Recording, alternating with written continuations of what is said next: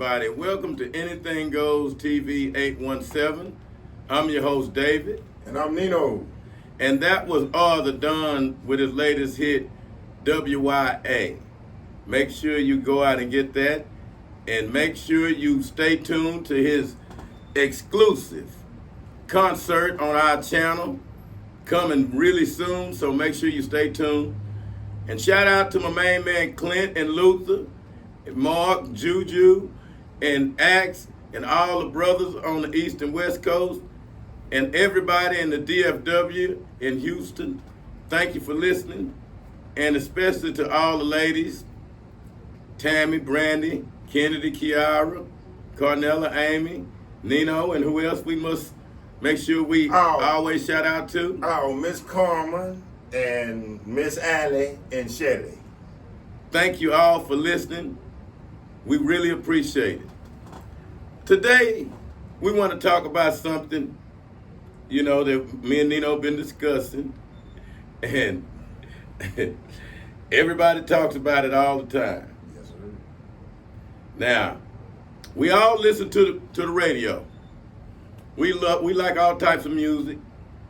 I love music, all types. But we want to talk about a specific type of music today. And we want to talk about it effects on people, the youth, the grown-ups, everybody, and the culture. We want to talk about rap music today. We want to talk about how it has evolved and has it helped or hurt our culture as a people. What's the effect rap music has on us? Is it good or bad? And we want to get to the bottom of this and trace rap back to its origins and to see, has it done good for the community and the people? Nino, what you think rap music's done? Well, to me, rap ain't nothing but social poetry. So I'm going to say rap has did a good job, and I'm going to explain why. Even though I know a lot of people say, well, rap can be negative. But starting off first, in 1982, I remember the great rap song, The Message by Grandmaster Flash and African Bambaataa. And that started everything. So I believe rap has did an excellent thing because it's black people way in our culture or inner city way of expressing themselves. So to start off, I would have to say rap has done a great thing, and I totally support rap and its influence. Yeah, rap has influenced us. There is no doubt about that. And it's a form of expression, freedom of speech. And, you got to admit, it is some good rap music out there. And, like you said, back in the day when, in 82, I can remember even a little further back when we had people like Blowfly and people like that. Absolutely. Curtis Blow. Yes, sir. Those people. 8 million stories in the naked city. Yeah. And Rudy Ray Moore, people like that. They had the poetry rap going in.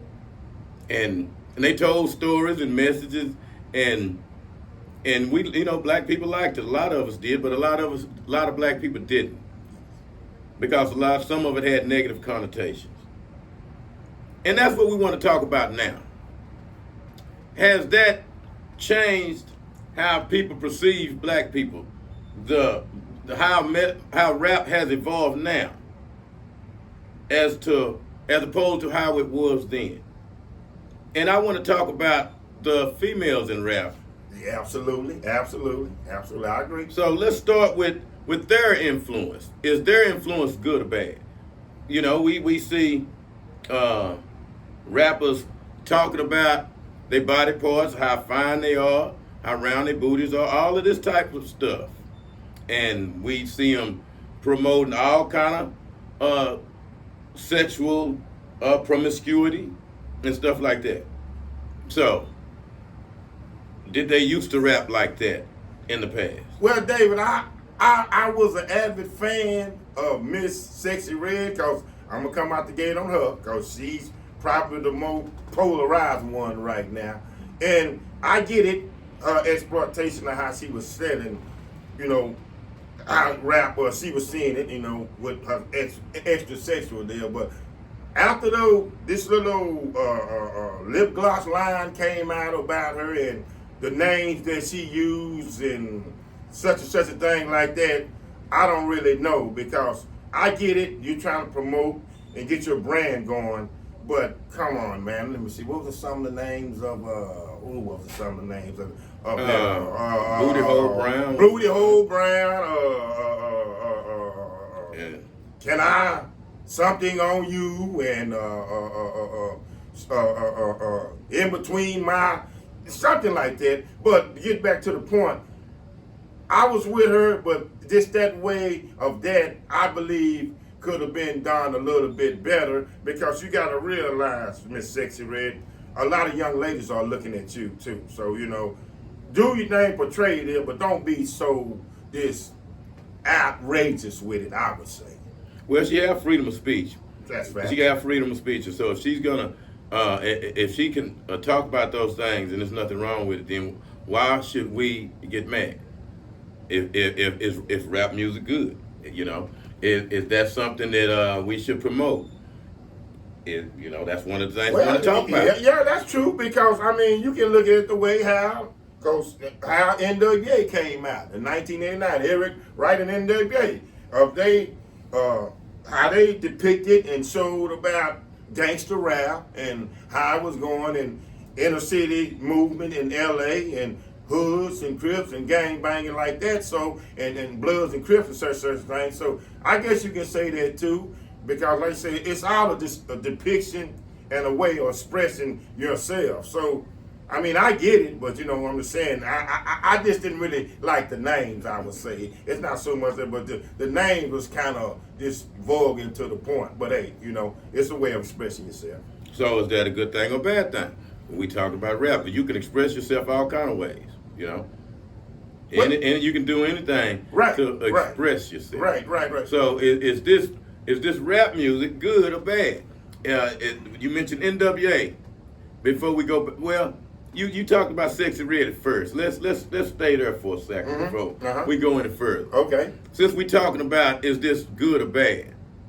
Now, what could you tell me, since you're saying rap is good, what could you tell me is good about what Sexy Red do? Well, she's actually really telling the truth. She's really, I mean, she's probably expressing her way of how really things going on, because she had to get the idea from somebody. So I just don't think she's really, and let's be point blank, Sexy Red has a nice fan base. So to the point of that, she must be saying something right. I mean, I'm just saying something must be going right. So I mean, fans love her, and I'm talking about blacks, whites, young ladies, Asians, again, Latinos. So what is she expressing might be somewhat make you think, but hey man, she only got it from the realness that she see. Okay, so talking about how round the booty is and what all she could do sexually, you know, all you gotta do is just listen to her lyrics. So we won't repeat them on. Oh yeah, no. But you get the message. I'm trying to find out what is positive about that. Like, you have freedom of expression. What is she expressing that where we would say that is positive and good for our community? What I'm trying to find out. Even though you say she have a fan base, that still doesn't explain what is it that she is saying that is positive. You know, a lot of people like her for any number of reasons. Such as? Well, she's sexy. That's right. She looks good. Yeah. You know, when you look at it, all kind of things go through your mind. All of that is part of the whole allure of this rap thing with the women being so provocative. But is that a good thing? Is that a good thing to promote?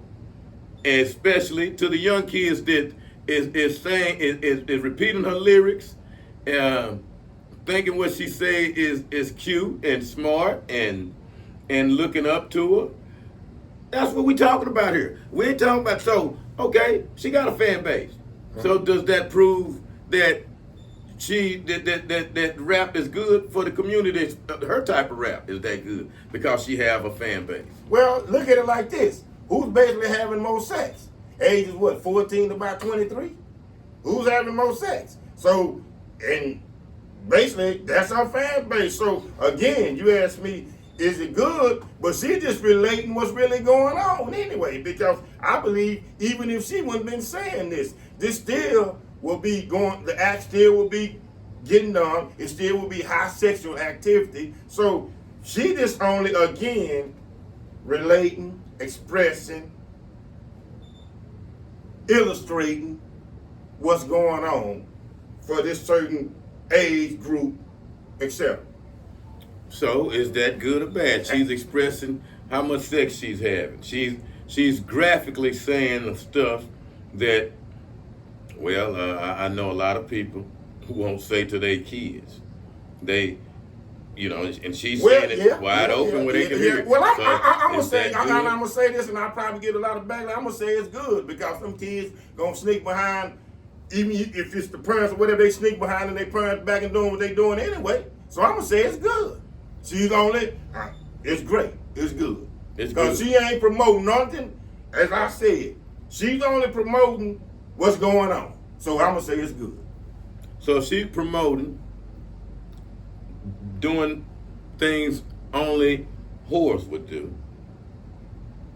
That's good. Is it good for her to promote having sex without being married? Is it good for her to talk about having sex with multiple people? Is it good for her to talk about the vulgar things that comes out of her mouth? That kids 9, 10 years old listening to our little beautiful princesses. Is that stuff becoming of princesses? Is this something that we would actually say, and we're gonna stand on this? Yeah. That I don't mind my kid listening to that because she gonna have sex. She gonna do this one day anyway. So why not listen to her and let her be a role model? And you know, when she come to us and say, "Dad, did you hear that? Is that okay?" And you gonna look in our and say, "It's okay. That's okay to listen to. You can listen to that, my 9-year-old." Is that what we saying here? Well, I know it should be parental discretion, and I know that's a 9 years old, but I look at it like this. Before Sexy Red came out, and let me see, my knowledge has been knowing Sexy Red a couple of years. 14, 15-year-old young ladies and young men was having unprotected sex, and pregnancies were coming up anyway. So if you're gonna put it like, well, is it good or bad? I guess you can say it is bad, but then I'm gonna say it's good because Sexy Red again is only saying what is occurring. So probably, like I say, it'll be probably some backlash, not only on her end, but everybody that's a company for selling these records because youngsters are hearing it. But only reason I would say on that, then you have parental discretion advised. But kids are going to get to do what they're going to do anyway.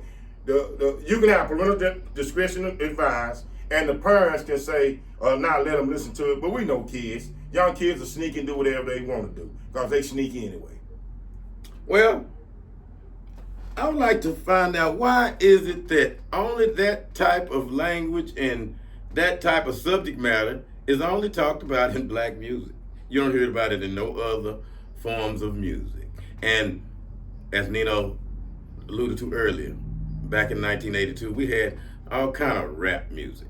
Now all of a sudden, the rap music has become vulgar, as I don't know any other rap music this vulgar like this of any other race of people. As you say, this is not Sexy Red and them framing this.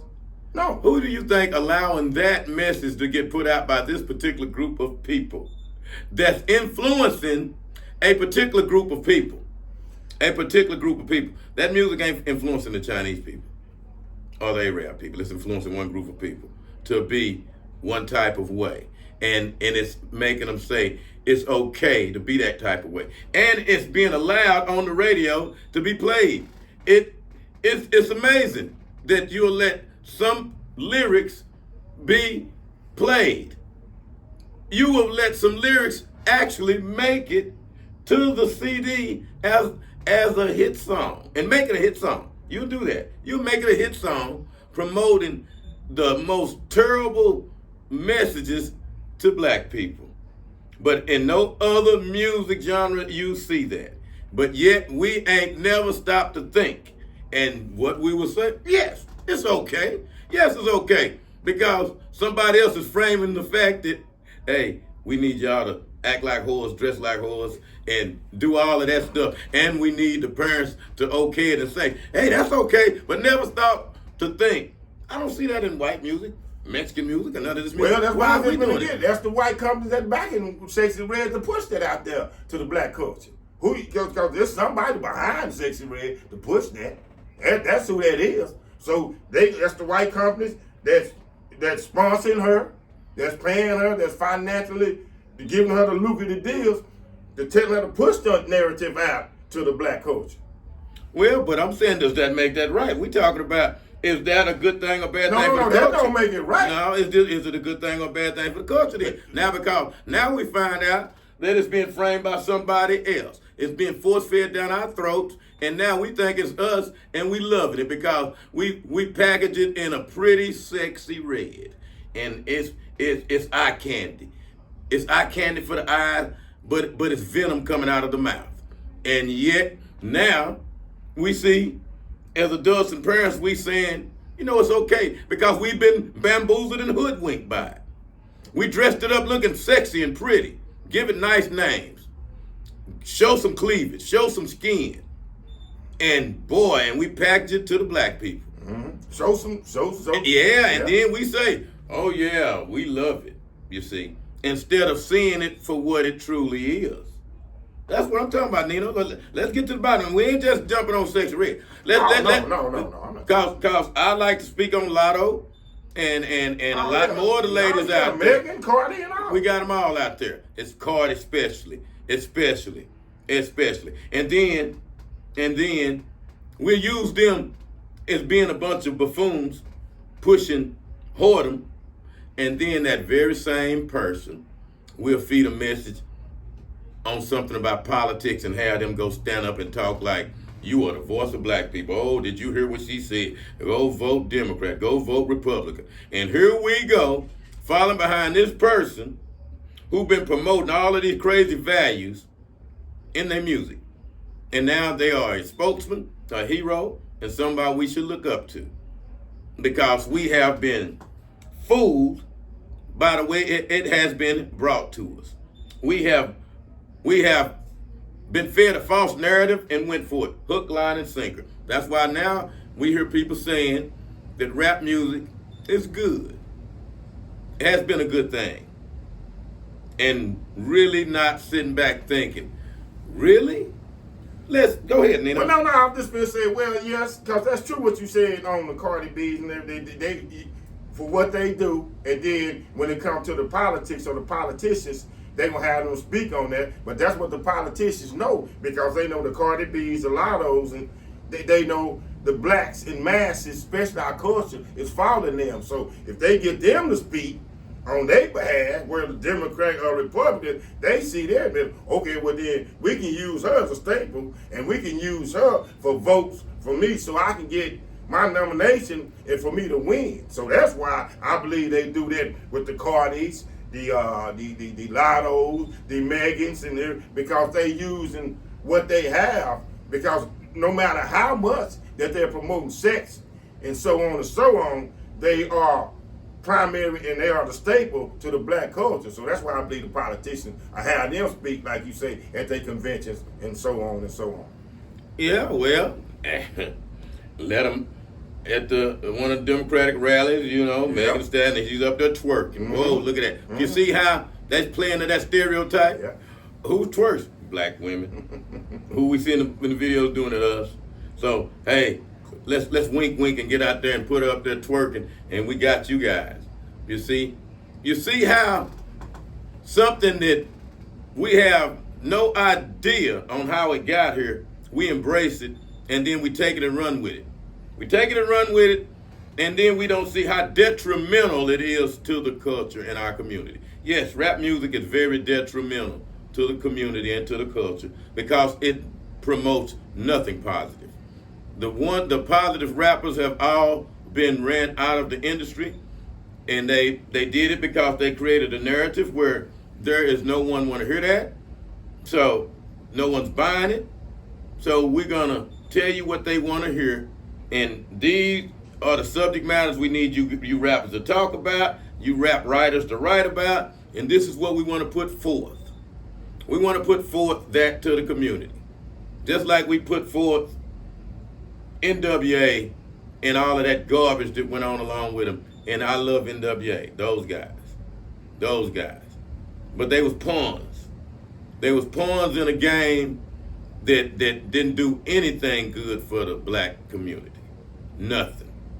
And we endure those guys, Dr. Dre, Eazy-E, Ice Cube, because we liked their music back then. Had no idea. We were glorifying violence. We were expanding the street gangs. It was a gigantic expansion in gangs when NWA hit the scenes, which is exactly what they wanted. Well, David, on that, I got to agree with you in this because I'm going to say this. I hear what you're saying, but Ice Cube and his platform has opened up a lot of doors for actors like Kevin Hart, Mike Epps. So when he got to acting, which we already know, John Singleton hooked up with him because it was Ice Cube music. So even though you say, yeah, they brought a lot of violence and everything, but Ice Cube is with the Friday series, with the barbershop, and so on, so on. He has opened up a lot of doors for blacks and black actors. So that's, much as you say it's detrimental, that's instrumental to the black culture. I don't see how. I don't. Okay, you saying he opened up doors. Yes. Let me tell you what he did. What they did. And I can say I don't fault Ice Cube for it because this was going on over his head, and he's a man that was, he's a businessman, and it's about making money and all of those things. And if you ask him, he'll tell you this too because he mentioned it after the Cat Williams interview, especially when he talked about the rape scene that was included in the Players Club and the one in Fridays. No. Was that Fridays with? Yeah, that's Fridays. With Fridays. Yeah, okay. Yeah. Okay. Junior, when Junior raped little, Yeah. With Lisa Ray's actor, he'll tell you how those writers, they creative and they'll put together their screenplays or whatever, and then the powers that be will come in and add to it and put parts in it and all of that. Well, that's still. Ice Cube can only be. Hold on. He only can be the statue that gets it going. He only can be the figure that gets him. Yeah, I understand. So are we trying to now justify? What are we trying to do? Justify? He made me do it. He made me do wrong. He made me do this and promote that. This is what I'm trying to say. I'm not jumping on Ice Cube per se. I know. Because of the fact that, and you said like he did a lot of good. I want to go back to what you're saying with the good. Hiring actors and all of that, hey, let's not get all caught up into that. Hiring actors and all of that because, everybody have a tough job, a deal out there trying to get work. Everybody out here. So we sympathize with anybody trying to work out there, okay? Now, we looking at certain things that were promoted in those movies that black folks saw and that black folks start trying to be like and do like these guys in the movie. It was glorified. No matter how you put it. It was glorified even when they brought out the movie Colors. When they was letting everybody see a taste of this. See, that was the beginnings. To let everybody see a taste of this gang life. And then it exploded all over the country. And with the explosion of that, brought the rapid use of drugs, violence, and treating women very bad. That was when they started denigrating women, calling them all kind of vulgar names, Okay, and y'all know the names we talking about. This came with rap. This came with rap. It was ushered in with rap, and it was framed by higher powers. You know. Well, that's facts. That's straight facts. But I just believe on the master and once the powers that be get into it, what can you say? You can't do nothing about it. Well, what can you do? Because even though they are blacks and are they the principal people, the powers of be still gonna be ahead of it. So you only can be given the script and only can abide by the script that you give it. But all I'm just saying is the man opened doors for other people. He opened doors for other black people. He opened doors. So that's what I'm about saying on that. But another pioneer I would like to say is LL Cool J did a lot. I like how he came out, and we just talking about rap influencer, because he was one of the first battle rappers that came out and then mixed it with an R&B tip with I Need Love, and that was very influential to the culture because black ladies seen a tough, hard, well, he's not a gangster rapper, but a strong black man can also be gentle. So I also like to give props to Uncle LL Cool J. He was another one. There was a pun, and he'll tell you that himself because heat started coming down on him when it was coming down on Jay-Z behind Foxy Brown and in some of his lyrics. Back then, when it was okay to talk about creeping up on the schoolyard, which LL had to backtrack on one of his songs. He was talking about that, creeping up to the high school and hollering at girls. And this is when he was well out of high school rapping. Okay, do you see where we're going here? How you'll rap one of his songs and that subliminal message is in the back of your head. You done rap the lyrics about being a pedophile. About now I'm in my 20s and 30s and I'm creeping up to the high school, looking at the high schoolers. You can look it up. You can look it up. Hold on. LL spoke on that. Yeah, okay. Yeah, because when the heat came down, this one of his songs, and I know my listeners out there, they searching and they'll find the song. And it had a video behind it. Even Jay-Z mentioning some in one of his songs about Fox and Box and and this is when she was underage, okay? He was coming his way. Because back then, a lot of that was talked about in the song, but it went over people's head because it wasn't this type of movement going on back then as it is now. That's why R. Kelly got away with so much. Now they re-examining his lyrics, and they seeing how much was in his lyrics about what he was actually doing. And they doing that on a lot of these rappers. And guess what? The people that had them doing it already knew that, and those messages was getting put out. That's why we had so much of this stuff going on in the community and not knowing, because rap gives you subliminal messages. And those subliminal messages is acted out and played out in real time, in real life. And that's why they do that. They plant those seeds, and then those seeds bear fruit. And that's why our community is screwed up. That's why you have people defending rap, trying to say it's good, when they talking about garbage. Garbage. None of them talking about nothing good. Nothing good. Well, including Tupac, who's someone that I revered, but who was one of their main pawns. He was a main pawn for them, even though I loved his music. I loved it. But he was a pawn, because now that you think about his lyrics in some of his deep songs, and he had some good songs, but on a lot of them, it was promoting violence, revenge, eye for an eye.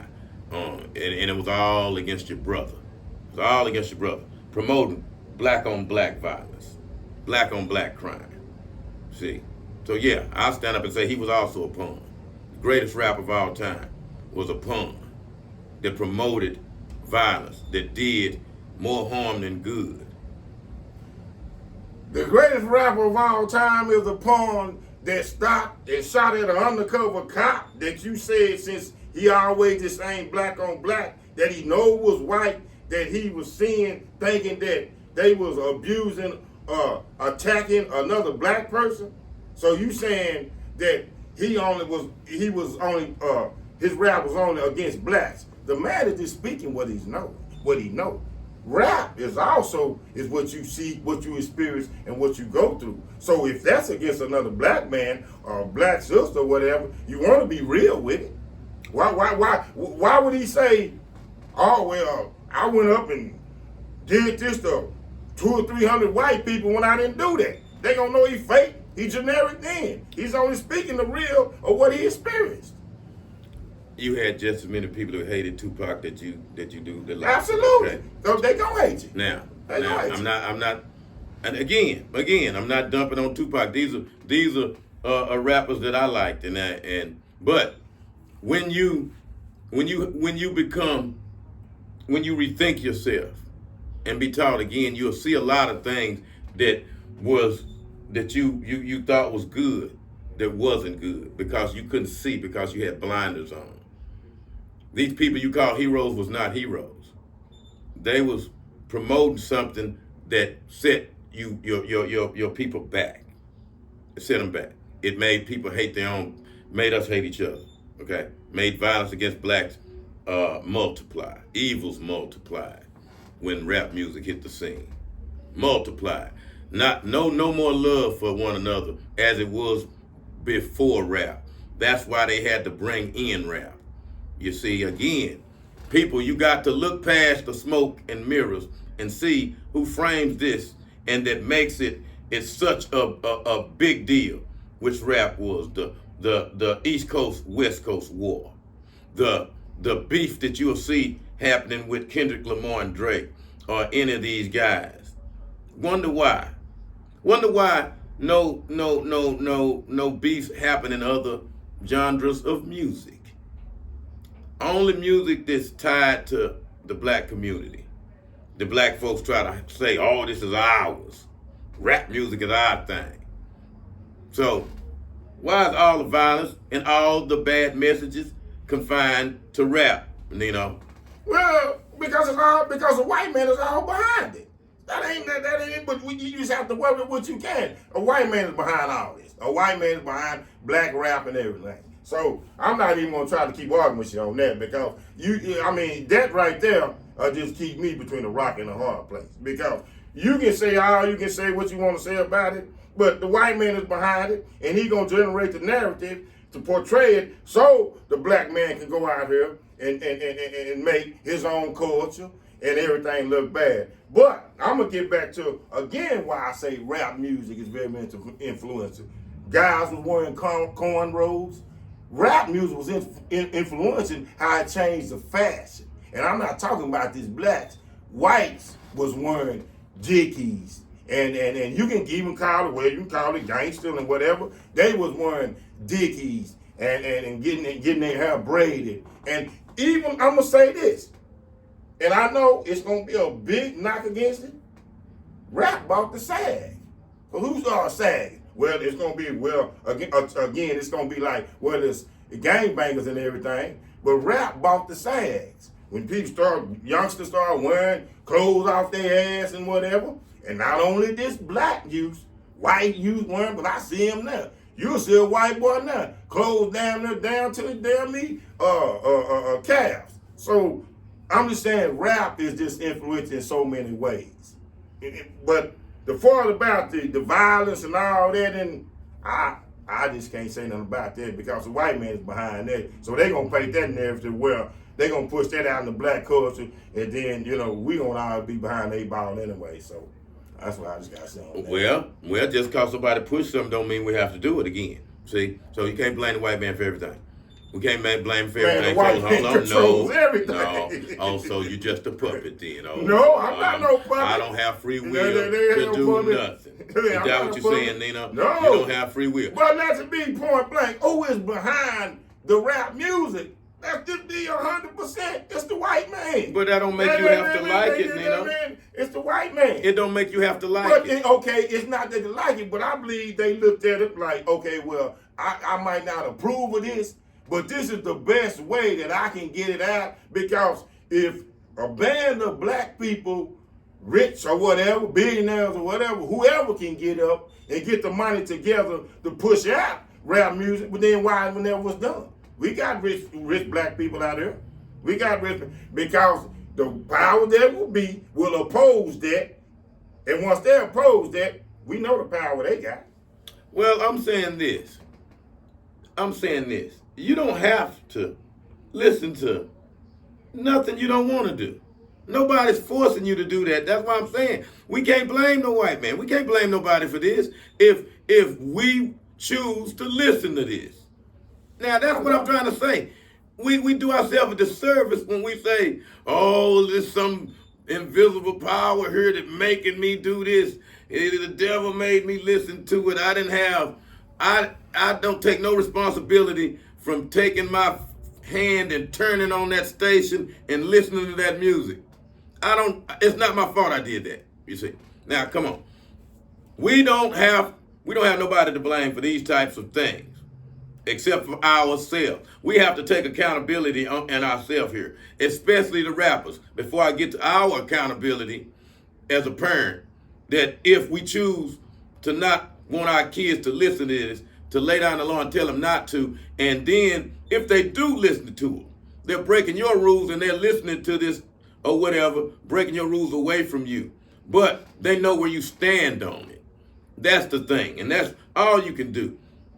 You know, you can't, once they gone, hey, they can do what they want. But they know where their parents stand on these issues. And that's important. You see, you can't have it both ways here. You can't have it both ways.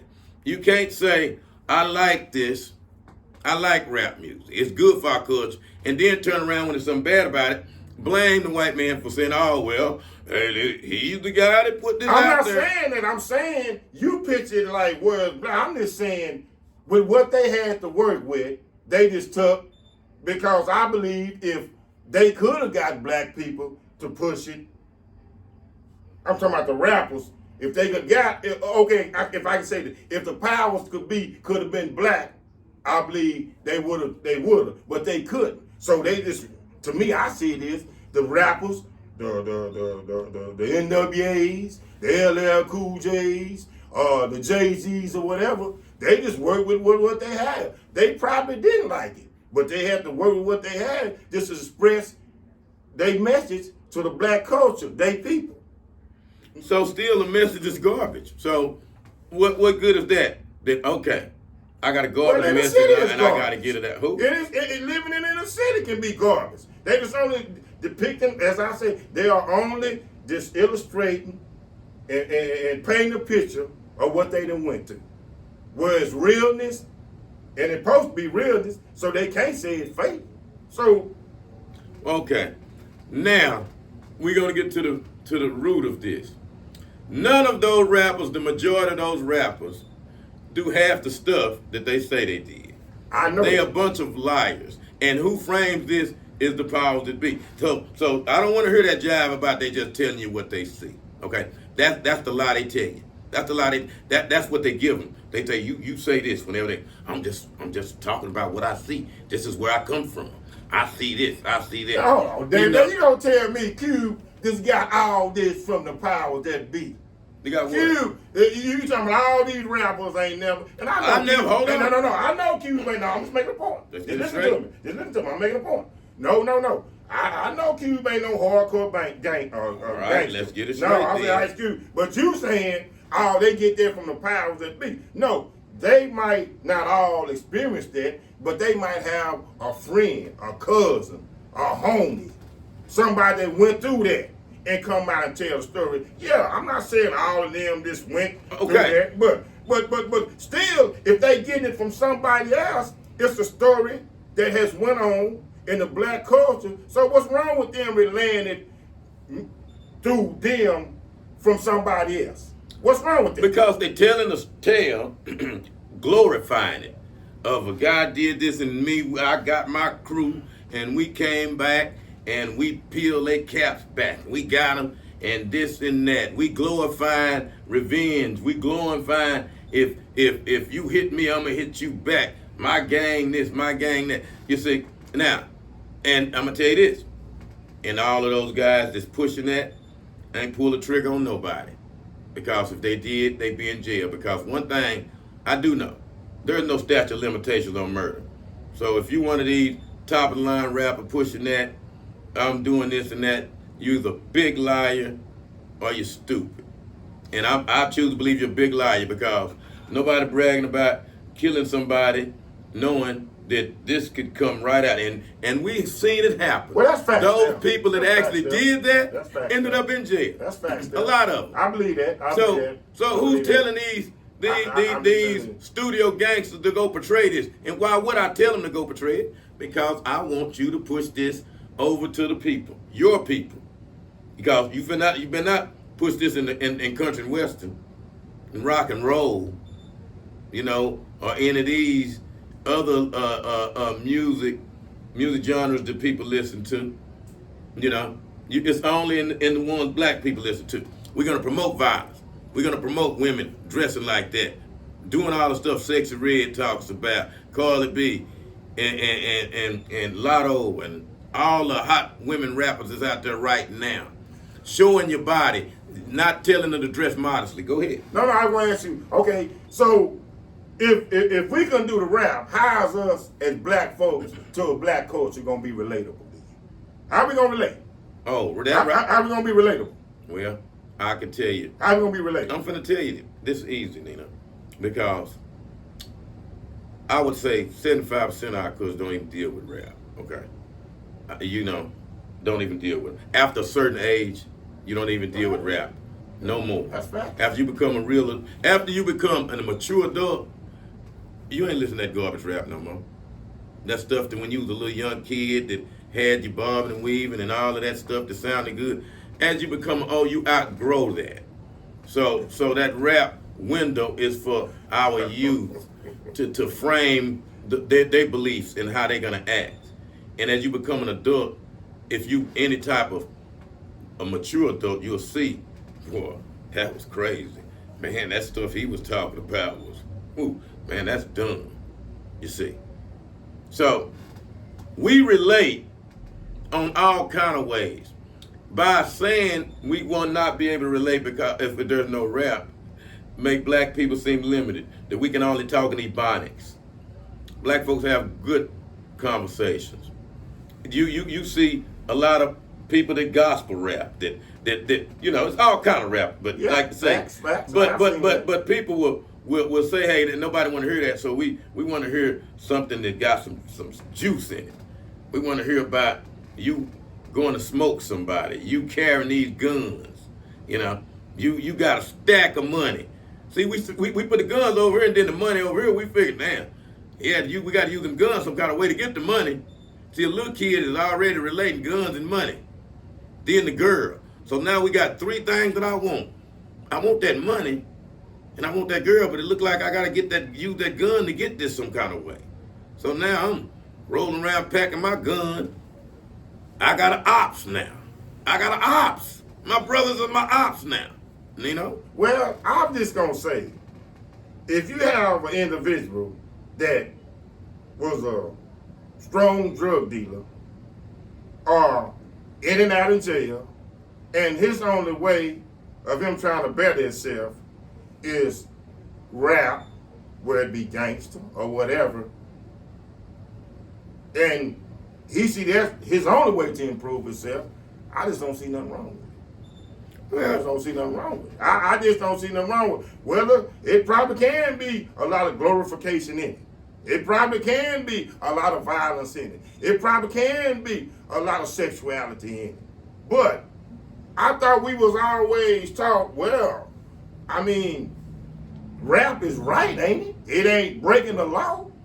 Better than selling drugs or killing somebody or prostituting, if you want to put it on the female tip. So I'm just saying, that's why I'm looking at the part about it's very influential, and I agree with it, because maybe it is too much, and maybe it's a lot of quirks to it. Maybe it ain't strong, and maybe it's a lot of flaws. But I just say, if a person gonna better themselves that way from what they've been doing, I just don't see nothing wrong with it. Bettering yourself, destroying your brother.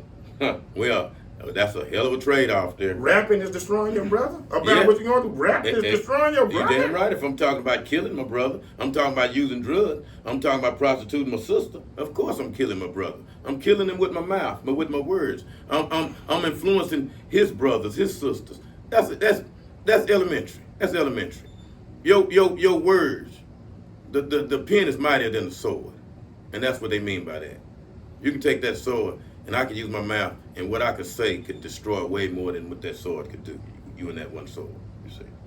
And that's what we're dealing with here. When you're talking about the rap influence and what it's doing to our people and is it okay? No. A lot of times, you know, when we look at things like that, you got to look past the immediate things that's happening and look toward the future. Who is really influencing and who they really going after when we promote this type of stuff? Okay, I'll say this. I like the cat that was not a gangster. Heavy D and the Boys. God rest his soul, he did. I thought he was cool because I think what was the portrait of how he wanted to portray himself is, I'm a big, nice, smooth guy that can dance, and I just like the ladies, and I like to kick it with the ladies. Very influential. Now, is something wrong with that rap? No, I'm gonna tell you what's wrong with that. After I tell you what's wrong with what we spoke on earlier, that I meant to elaborate more on. See, rap have categories now. When it was just rap, now we got gangster rap. You mentioned that, gangster rap. What's good about you mentioned how good it is. Nothing good about being a gangster. Nothing. The word gangster is bad connotations. Bad connotations. So now we got a whole deal called gangster rap, and everybody want to be a gangster rapper. You see, a new area of evil was ushered in. You know, and do we have gangster country? Do we have gangster, classical? No. No. But we got gangster rap. You see, how we have different categories to what we want to do, which takes us to Heavy D. See, you tolerate it as long as you can sing and dance, especially use a big dancing bear like Heavy D, and sing and entertain us. Oh man, that's what you're good for. So we'll put you up there and make you a happy, smiling, dancing guy, and that's what we want to promote at this point. A big, docile, dancing guy. So he was a pawn too? Yes, he's a pawn. Of course he's a pawn. Of course he's a pawn. And from Grandmaster Flash, Furious Flash, you go all the way back. Okay, so let me ask you, Dave. So if all these black, so what are white people that sing? They pawns too? They pawns too? See, they are pawns too? Let me explain it. Let me explain this here. This is what you got to understand. This is what you got to understand about that. All of this is their entertainment. Okay? This is their entertainment. They're not a pawn to their own people. They love them. They love them. We're pawns. See, and the only way you can understand it, you gotta think in terms of higher thinking. That when you look around and you see, damn, these are all my people. We in this place, this powerful place. He over there, he's over there. And then all these, you see somebody else, now hold on. No, I'm not finna treat my people bad. I treat y'all bad, not my people. See, that's how that goes. They're not pawns to their own people because they doing exactly what they supposed to do. A pawn is a pawn that is affecting a certain group of folks. See, they use us as a pawn to affect us, to have us talking about gangster rap, and then we gonna shoot my ops, and that my booty hole is this, and I can twerk it better than you, and I'm gonna, when I see how fine Sweetie is, oh shoot, I'm finna go get a BBL. I'm finna change my hair to where it's long. See, I'm finna change y'all culture without y'all even knowing it's being changed by me framing this music. No, that afro ain't cool. This is cool, have your long hair. No, wearing that dress ain't cool no more. No, wear them tight shorts. Show your cleavage and your stomach and twerk. That's what the man want. You want to get your man, that's what you do. So you learn that at an early age. Girl, use what you got to get what you want. You know? I'm going to say this. Shout out to Paul Wall and the Gangsta Grills. Because even though I know I'm going to get a rebuttal on this, when he came out with the grills, I seen blacks, whites, and all rocking them grills. So I just want to say that little part about that. Shout out to Paul Wall, Houston rapper. Houston supposed to be icon and popping the Gangsta Grills. Because I'm about to put myself in there. I guess I'm a pawn. Because I used to rock a Gangsta Grill. Yeah, you're a pawn too. Now, what else he was saying earlier, Nino, let's go back to that. About how we trendsetters. We don't set no trend. You doing what they want you to do. Yeah. Walk around with your pants hanging down. We setting that trend. What a good trend to set. Walk around with your pants hanging down. Little do you know what that means when you're in the penitentiary. Yeah, where we know comes that, from. man. But the people on the streets don't. And we think we setting the trend. We setting the trend. We setting the trend by running around with thousands of dollars worth of gold around our neck and diamonds, which half your people can't afford. We set the trend, all right. Yeah, that's the trend. Spend all your money on this and don't have any type of other wealth for yourself. And don't worry about investing in something meaningful. Yeah, you a trendsetter, all right. You ain't no trend. We ain't no trendsetter. They give you the trend to set. Make no mistake about it. These clothes that you end up putting on, who you think put them on? Somebody for you to see, for you to start buying. Also, that's why all this that the black culture do, but boy, you see all them other cultures rock like how we rock and do, wear like what we wear, but but again, this is porn shit. Yeah, this is porn. Yeah, of course. This is porn. Of course. This is porn. But then, so the other cultures are porn too, because they want to be like us. No, you missing No, the point. I'm finna show you where you. I'm showing you the point. I'm showing you the point you missing. I'm finna show you the point you missing. This is the group that we need to do this stupid stuff. It's us. See, that's again. Stop trying to include other races of folks. I'm not including them. Yes, I'm just saying. You're saying that they being influenced by what we do. But what you ain't understanding is that don't mean nothing. That you'll see them rocking that. They need us to be the buffoons doing that. We're the ones that need to put this buffoonery on our people. Because guess what? It ain't finna be enough of them doing it to change nothing in their culture, buddy. But it's changing our whole culture. So you move how the black folks move.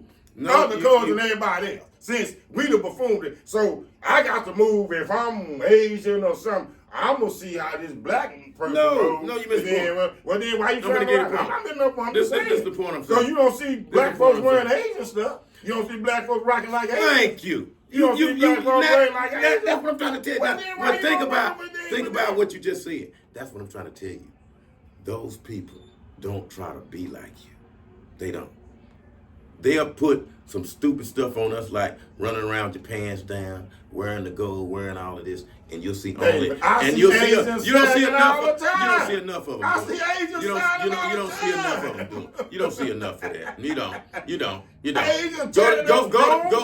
Go to Chinatown and you ain't seeing that. I'm not talking about Chinatown. I'm talking about Asians around here. It ain't no Asians around here. It ain't no Asians around here. And the ones around here, you may see one Asian limit. That ain't what we talking about. Why we ain't talking about that? Because we talking about one Asian, we ain't influencing culture. We're not influencing. We are being influenced. How are we being influenced? Why you think we walk around with our pants hanging down? Who do you think fed that message to us? You think we came up with that on our own? We know who fed it to us. Okay, that's my point. And who are we feeding it to? Our own people. We are being influenced. We are not the influencer. That's why we got it wrong. We cuckoo thinking we influence them. Yeah, see, they got that off of us. Come on, man. What you doing is breaking the most important laws that you have no idea about. When you do these types of things that they push on you and you think you are influencing some other cultures, they are laughing at you because a lot of things don't apply to them. And I know a lot of people that got an ear understand what I'm talking about. Everything don't apply to everybody. All things are not equal. And when you get that through your head, you understand where we're going with this.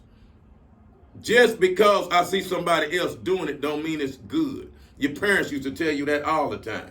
But generations have lost that. The older generation would tell you that anyway. I don't care what they doing. You better not do this. You better not. I don't care who doing this.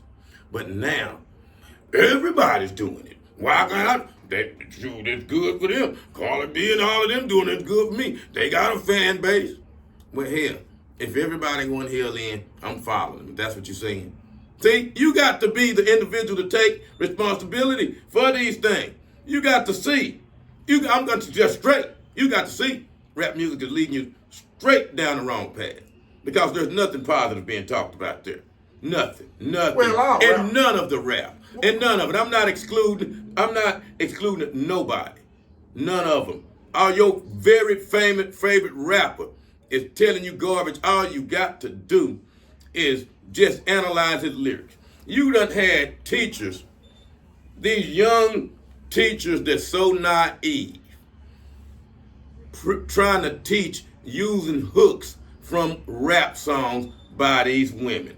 That ski-wee got several teachers fired trying to use that hook to bring in some learning lesson. So that's Section Red fault, because they teacher. So Section Red called that teacher and told her to use this. You keep forgetting what I keep saying. We got to take responsibility for this. She didn't have to do that. That teacher didn't have to do that. Well, then why? She did that. Why That's why we got. Why is it on us on us then? Why is it because on us? You have to take personal responsibility. You can't blame people for your actions, and that's what I'm saying. Just because Section Red is out there promoting that what she's doing, don't mean I have to go promote it. It does not mean I have to do what she do. It don't mean just because she got a catchy tune, I got to use that in a learning lesson that's going to offend a lot of people. Ozzy Osbourne, heavy metal, bit the head off of a rat. Now, you going to tell me that a black person, somebody else going to bite the head off of a rat? Well, I'm going to explain this to you. What would that have to do with anything? That didn't do nothing but kill him. That didn't do nothing but kill him. Well, you talking about, she going to... Did he tell everybody to say that? No, Section Red didn't tell that. He didn't tell that lady to. But you say it's the onus on the black. We're talking about the influence on our culture. Well, that's no, but I'm Does that not influence us? Does that not influence us? But that teacher wasn't black. Yes, she was. Oh, well, I mean... Of course she was black. Why you think I brought it up? She was up in there doing the skit. Oh, really? Yeah. Well, okay, again. Yeah, your white teachers done use black slang and black words and that. Yes, they have. Black words? Yes, black slang and black from rap. Yes, they have used that. See? Yes, they have used. You got your own yes, little they have. Rap, black wait a rap. minute, this is weird. Kendrick Lamar came out, that weatherman was using this not like us and all that. And that was a white weatherman. So don't give me that crap. Don't give me that crap about it's all on the owners because Section Red did. So even if she's black. Section Red didn't put no gun to that woman's head and tell her to use that. Section Red was the gun, bro. You missed the point. Man. We loaded up Section Red and we shot it all over the black community and we killed all of those young girls that's walking around dressed like whores now. And you can't even see it. And that's why they sit back and laugh. We'll load up the gun and set it right there. We'll set the bomb off and they staring at the bomb and don't know they finna get blowed up and don't even see it.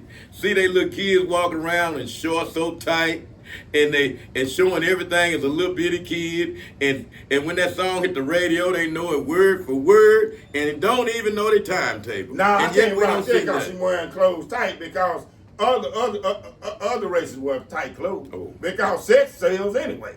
Sex sells anyway. Man, sex sells anyway. Again, I'm going to point out this. Just because somebody else is doing it don't mean you have to. I'm not riding that, but don't put the onus on us because they doing it. They do what they want to do. The onus is on us. They do what they want to do. Again. We can't affect everybody. How can we disaffect? So we disaffect everybody. We can't disaffect everybody. We talking about affecting ourselves, our people. We are responsible for what we eat, what we listen to, what we approve of. There's nobody forcing you to listen to their music.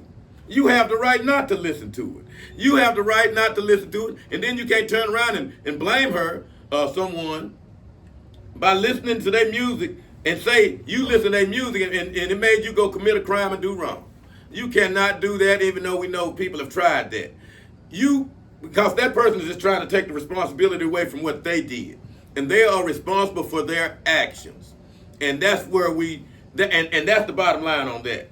So when we talk about that, yes, they use people like Sexy Red Lotto, NWA, a lot of these other rappers, a lot of them. Yeah, Bill, yeah. You can start naming them, but yeah. I don't want to just start picking on them because I want us to understand what's going on and not jump on our messengers because they being given a message and they promote it and they getting these pretty dollar bills that making them promote it. You see, as long as you keep something nice handing their way money, they're gonna keep promoting it, and then they're gonna say, "Hey man, I'm doing a job. That's my job is to rap and this and that. I'm earning, you know, and that's how it's justified.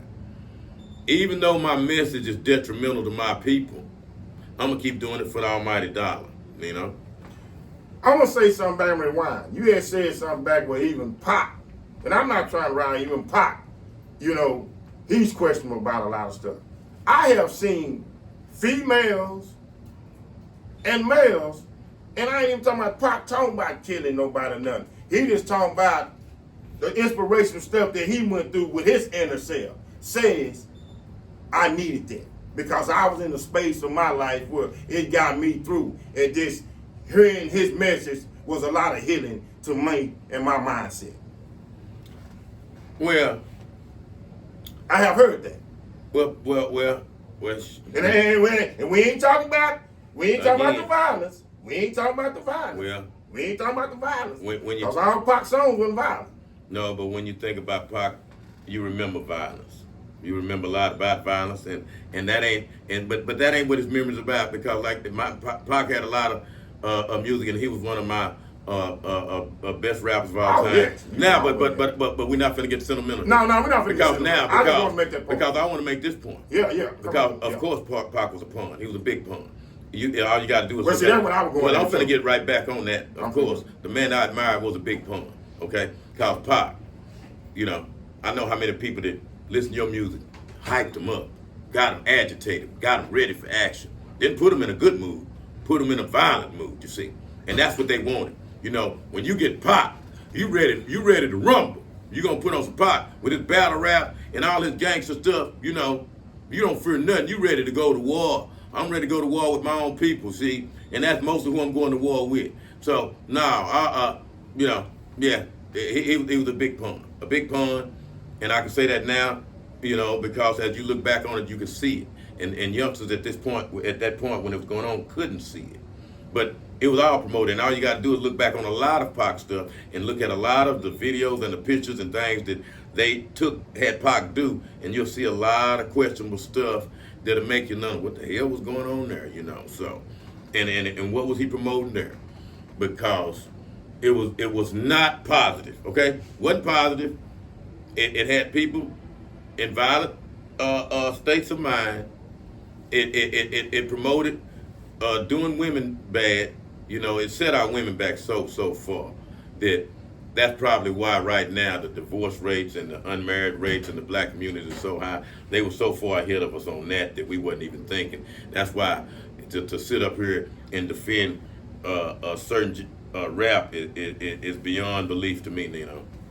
Well, I'm just saying again, you know, rap is, I'm going to say it's still good influential because you got points. You got valid points. I can't knock them. But I'm just going to say, for what we had to work with and for what the outlet that we had to bring it out with or the outlet we had to use, I don't mind it. Where it glorified, where it persecuted, where it villainized. Well, that because still that's words. And if your mind is so all the time so weak where words going to get you, then your mind isn't strong anyway. Well, then you talking about all black folks that did, because This is how they frame their messages. This is how they put out subliminal messages. They kill you right before your eyes and you don't know it, and they use you to do it. You see it on TV all the time, and we don't catch it. We don't catch it that the message that's being put out on a lot of the TV shows are message that's telling us to hate one another. And I'm going to tell you some of them. When you'll see an interracial couple on a TV, or when you see a black woman with her kid by herself on a TV, you see, in the back of your mind, you're like, yeah, that's a single mother raising a kid. The man ain't nowhere around. Then on the next one, you see, well, if the man around, it's an interracial thing. You know, we're not catching any of that type of stuff. But, and these are the type of messages that be subtly promoted in the videos, in the rap videos, when you will see the rappers with all these different exotic women, and showing that this man is with all of these different women. And then that make you like, boy, if I can get that money like him, I'm going to have me 3 or 4 women. I'm going to have me a Chinese one, a Hispanic, a black, a white one. I'm going to be up in there with all this gold on, and I'm going to be doing it. Is that the message we promote, Nina? Well, Have you seen a positive rap video? Have you ever seen one? I ain't seen a positive rap video, basically, in my life. Show me one. Because all the ones I see glorifying something that black people shouldn't want glorified. I don't think the videos are made to be positive. I mean, because, like say, you don't see one. Now, I'm still with the positivity, but I don't think the videos was made to be positive. But, okay, now, Chuck D and the Great Public Enemy. Okay, so they pawns too? Yeah, Chuck D. They pawns too? Hold on, let that now. Now, you brought up a good one. They too? You brought up a good one. I know it. You brought up a I just been very waiting. good Chuck D and Public Enemy. And notice one thing that happens when you have a rappers like that. They get rid of those guys like that. Well, now, you know what? Now, I hate to give it to you. That was facts because, because it wasn't consistency. It wasn't consistency with them unleashing records. Yeah, See, when you speak truth to power, they get rid of you. Well, so, I might have to agree with you on that. And that's exactly what those I guys have to did. agree with you on that one. I really am, though. Yeah, because I might agree with you on that one. And see, so them other guys seen that and they say, hold on. Hey, we ain't finna be like Chuck. We're gonna do what Boston want us to talk about. We ain't finna tell the truth like he did. Yeah. We're gonna forget all the truth and we're gonna conform because we want to make that money. And that's what happened. So if you need me to promote malt liquor or whatever it is I need you for me to have in my video, put a beer in this hand, a gun in this hand, and a girl half naked over here, I promote that. I promote it. But can't trust them. We got to get rid of that. Oh, we got to get rid of that. Yeah, I got to agree. We got to get rid of that. I got to agree with you on that. Even though I'm around with rap, but I got to agree with you on that because I seen it. Because I see it. Because they haven't been out there, and we know how influential and how they was touching. Yeah. And I know that for a fact, how influential and they was touching. So I got to agree with you on that. Well, and in the end, that's one of the things that we're looking at here because television, radio, music, and this type of stuff is how the majority of people are influenced. How a lot of us are influenced. Let me say that because we listen to music. And when we find that there's only one particular music that promotes these messages, it should make you go, why is it in this only this music to promote it from birth to abortion? This is where we're gonna hear this music from all the way up until our guys is in the grave that started the rap wars. We got young kids starting gangs at 12 and 13, and they knowing the lyrics to these rappers out there. And these rappers are given platforms to get their messages out. But if these rappers was from another race, if these rappers were from another race and talking in another music genre that they listen to, this would be stopped. We would not have gangster country, gangster classical. That wouldn't go together. We had rap, but now we got gangster rap. We finna branch it out so we can put it all in there, and we finna let you guys run around and promote drugs. We hadn't even touched on how the drug use exploded during the rap era. How many deaths we had due to drugs, overdoses, incarcerations, and being hooked on them. We still paying that price to this day because those guys in the rap videos that had all the money in that, they was the drug guys. They was glorifying that in the music. And in the videos, they were promoting the drugs and the guns. And someone let all of this be in videos, but you don't see them in no other videos. But yet we say this was a good thing for our culture. Nino, I think me and you will be talking about this for some time to come because, Yes, you know, we're going to have to. I will be back. We're going to be back on this because We'll be back. this is one of those subjects Yeah. that's not going to go away. No time soon. So we want y'all to email us and let us know what y'all think about this because this is something that we need to address now before it gets too late because right now we're at the critical stages here. Absolutely. This is David. And this is Nino. Tune in again to another episode of Anything Goes TV TV A17.